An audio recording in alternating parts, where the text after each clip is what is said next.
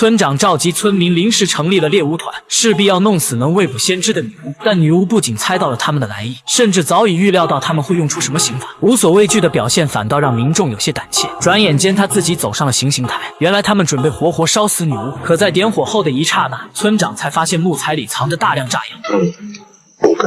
既然女巫早就预料到自己会死，必然会带走这些站脚助威的刽子手。不过在她死前，给女儿留下了一本预言笔记，其中一条明确标注：1980年12月，一颗苹果崛起，但无人能吃，将所有资金都投给乔布斯。虽然女儿现在不明白是什么意思，她的后人的确通过笔记过上了富足的生活。350年过去了，笔记已经传到女巫的曾孙女这一代。如今安娜能将笔记倒背如流，另外一个与她有关的人却活得差强人意，那就是村长的曾孙子。别看牛顿这个名字起得很睿智，可他却是祖传的倒霉体质，那是干一样毁掉一个行业的存在。长大之后，本以为应聘与世无争的文员就会没事，哪曾想第一天上班便引起电脑瘫痪，乃至整个公司停电。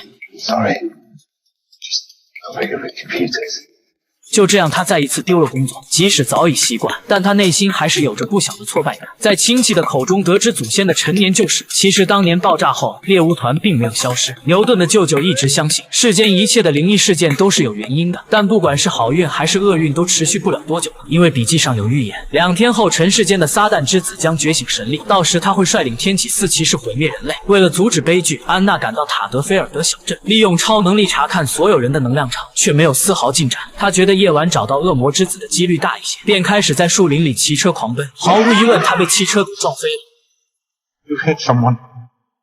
I did.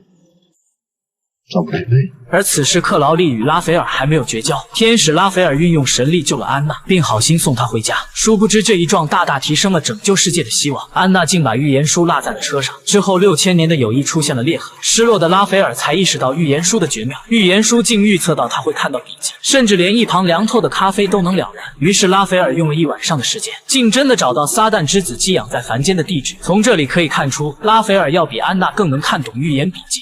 Sorry, right number. 丢失笔记的安娜变得暴怒，恰好让路过的亚当看到。由于年龄吻合，安娜也查看了他的能量场，结果对方竟半点光环都没有体现，命中注定安娜会与之擦肩而过。其实亚当就是他要找的撒旦之子，他的能量场已经笼罩着他所在的整片陆地。得到准确地址的拉斐尔将书店暂停营业，在法阵上点好蜡烛，试图越过加百列直接与上帝代言人汇报，可得到的答案依旧相同。他们高高在上，视人类如蝼蚁，他们只在乎地球的管理权最终归谁。不过这一幕恰好被牛顿的舅舅偷看，急于证明自己的维尔闯进书店，不由分说的就把拉斐尔当成了妖魔，也算是大才得以施展吧。天使不想伤及无辜，便逐渐向后退去，结果他不小心踏入了与上帝对话的法阵。Fuck.